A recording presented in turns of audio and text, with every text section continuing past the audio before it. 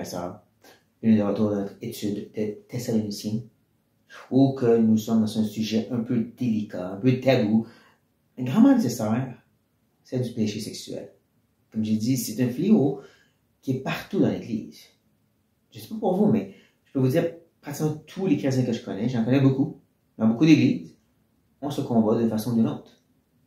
Peu importe la version, certains sont plus accaparants, d'autres c'est des choses qui ont resté, qui sont en train de se délivrer, mais le péché sexuel est vraiment présent.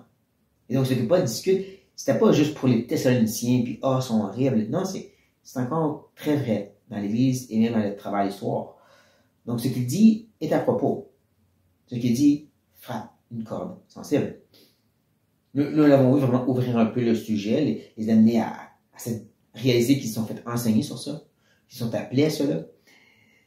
Et ça nous amène à notre section. Paul va quand même terminer le tout. Et il va donner 3 raisons pourquoi on doit s'abstenir du péché sexuel, qu'on doit le prendre au sérieux. 3 raisons qu'on va découvrir ensemble dans ces 3 petits versets. C'est ça, 8. Commençons. C'est que personne n'use envers son frère de fraude et de cupidité dans les affaires. Parce que le Seigneur tire vengeance de toutes ces choses, comme nous l'avons déjà dit et attesté. À première vue, ce verset ne semble pas du tout parler du péché sexuel. Mais ça parle du domaine des affaires. Et la traduction que j'utilise, la Louis II, n'aide pas pour cela. En réalité, cette expression ici dans les affaires, plus simplement dit dans le texte original, c'est plus dans l'affaire. Là, tu vas demander quelle affaire? Mais qu'est-ce qui vient avant et qu'est-ce qui vient après, comme on va voir? C'est le péché sexuel. Il n'y a pas façon de s'en sauver. C'est de ça que Paul parle. Et donc, il semblerait d'une façon avec un peu de pudeur et d'une façon subtile, Paul veut parler d'une réalité qui se passe dans l'Église. Le rapport que Timothée a apporté est en grande partie bon, mais il semblerait qu'il y a peut-être des petites choses qu'il a découvertes qu'il le mentionne à Paul. Et là, Paul ne l'a pas nécessairement attaqué parce qu'il n'est pas certain. Il veut subtilement leur rappeler quelque chose qu'ils ont déjà su parce que, comme il dit, nous l'avons déjà dit. Et tout ça en utilisant du langage des affaires, comme le mot fraude et affaires, même que le mot attester ici vient aussi du monde des affaires. Donc, Paul utilise un peu de subtilité, une sorte de parabolique pour parler aux gens face à des choses qui possiblement se passent. Ceci me fait penser un peu à la parabole que Nathan va utiliser envers David lorsque lui a commis son péché sexuel et même le meurtre d'Uri. Il parle d'une petite brebis, puis que l'autre la prend avec elle, et tout cela, il utilise un peu de subtilité et de langage imagé pour parler directement à la situation de David. Je crois que c'est ça que Paul fait ici. Il utilise un langage qu'ils vont comprendre, eux autres, les Thessaloniciens. C'est quand même une place d'affaires, cette ville-là. Il y a beaucoup de commerce. Et Paul prend ce monde du commerce et essaie de leur parler sur la circonstance présente. Mais qu'est-ce qu'il veut dire? Le mot fraude ici parle littéralement de franchir une ligne, de transgresser en d'autres mots. C'est là que devient le mot transgresser.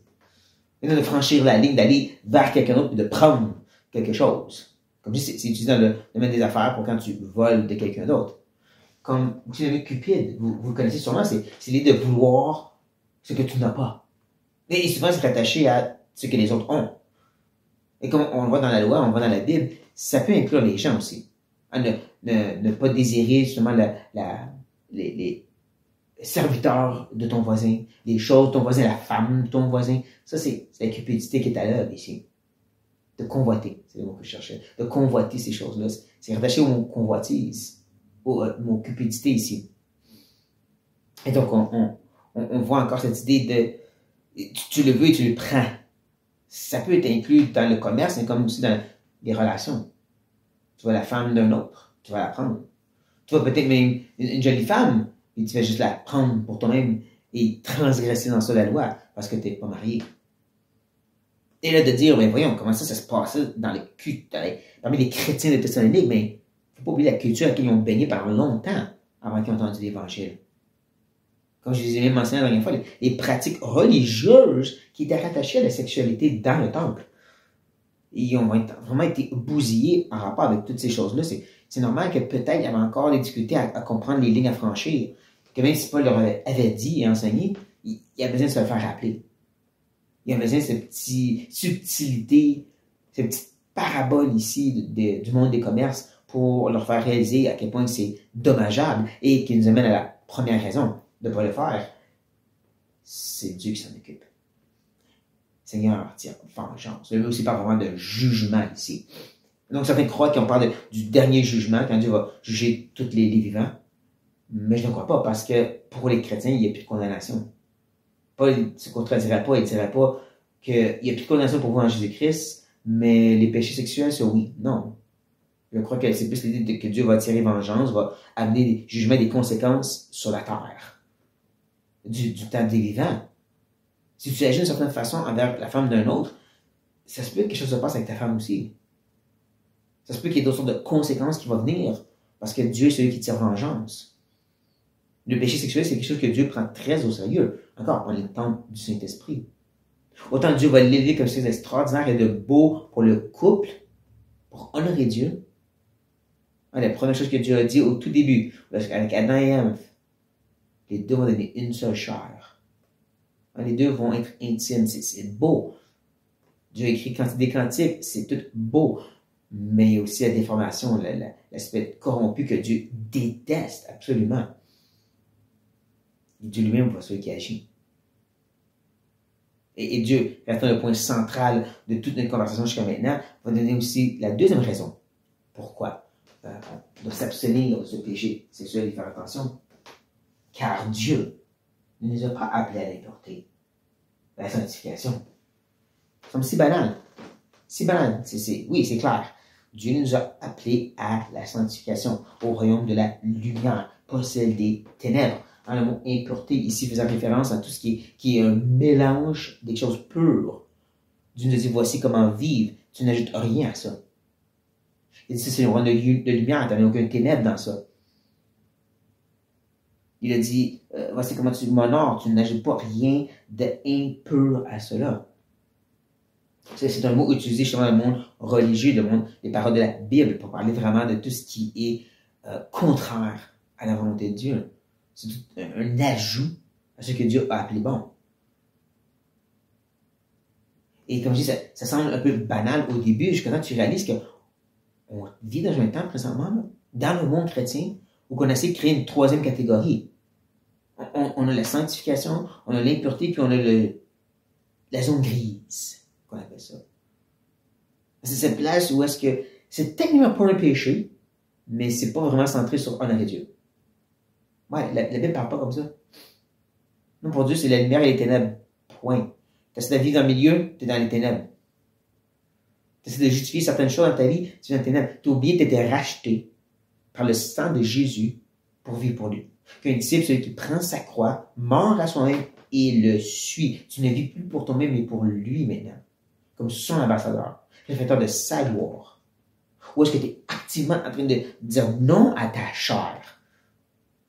Il y a beaucoup dans cette zone grise, c'est du oui à ta chair. C'est peut-être pas péché, mais c'est du oui à ta chair. Non, si tu vis pour Dieu, tu dis non à ta chair. Tu vis pour un effort de plus en plus à l'image de Christ. Ce qui se passe dans ta vie présentement, ce que tu as permis dans ta zone grise, est-ce que ça t'aide à devenir plus comme Christ?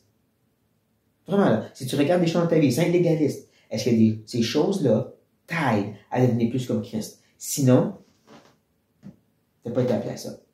Tout simple que ça. Ouais, mais non, tu n'as pas été appelé à ça.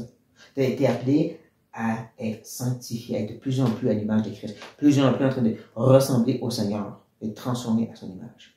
Point. Voilà la deuxième raison aussi, comme je dis, pour le péché sexuel en soi. Et c'est pour ça qu'il y a des gens qui commencent à justifier certains aspects de la sexualité. Ça, j'ai souvent entendu, et moi-même, j'ai même dit, on justifie certaines choses, je ne vais pas aller dans aucun détail. On oublie qu'on était appelé à vraiment dire non à ces choses-là. Puis de chercher ce qui est mis à part, différent. Une sorte de sexualité que Dieu approuve. C'est tout. Tout le reste, c'est ajouté à la pureté. Dieu restant encore le point central, nous amène à la troisième des raisons. Celui donc qui rejette ses préceptes ne rejette pas un homme, mais Dieu, qui vous a aussi donné son Saint-Esprit. Ne manquez pas le petit donc. Je viens de vous dire que c'est Dieu qui vous a appelé à la sainteté, la sanctification, et non pas à l'impureté. Donc, si vous rejetez ces préceptes que je vous donne, qui encore inclurait sur le péché sexuel, mais clairement il dit c'est, pluriel. D'autres, on prend d'autres sortes de commandements, c'est pour ça que j'ai été plus loin que seulement le péché sexuel dans le dernier verset. Tu rejettes tous ces principes, tout ce que je suis en train de mentionner, qui je crois vraiment être fidèle à la parole. Si vous êtes en désaccord, allez voir pour vous-même. Mais toutes ces choses, si tu les rejettes, c'est pas moi que tu rejettes. C'est Dieu. C'est Dieu qu'on rejette dans ce temps-là.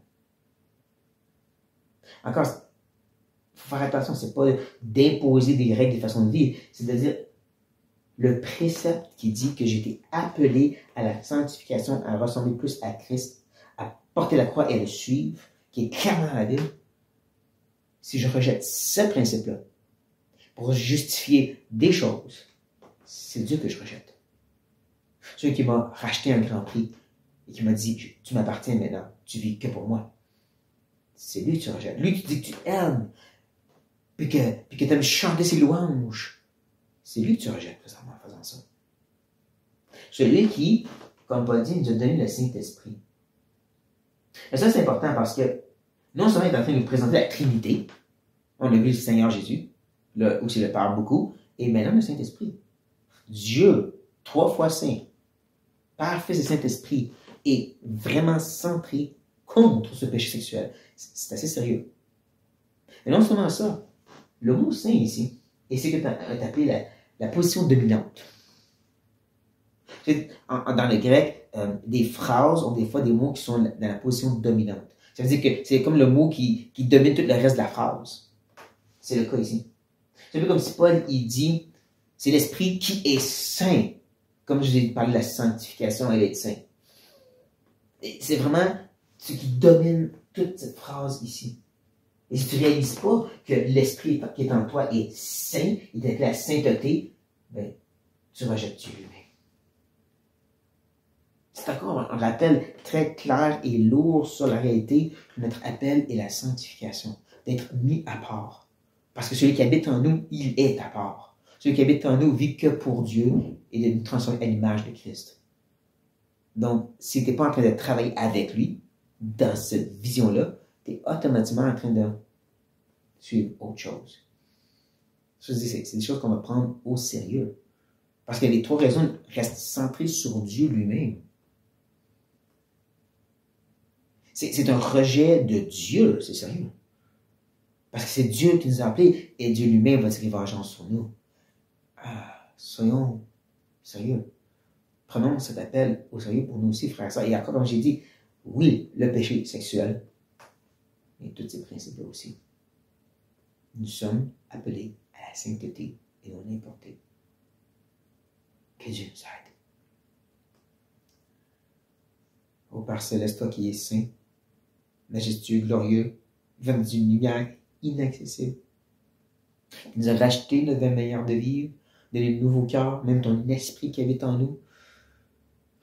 Aide-nous à pu faire des excuses, à pu justifier la vie pour la chair, la vie de ce monde. Aide-nous à vraiment porter notre croix et mourir et de suivre, oh Dieu. À vraiment activement chercher cette sanctification, cette ressemblance à Christ. Aide ton peuple, Seigneur, à combattre le bon combat contre son péché sexuel, contre cette impureté qui a infecté ton Église. Viens nous purifier, on prie. Devant ton nom de Jésus-Christ. Amen. Et soyez bénis.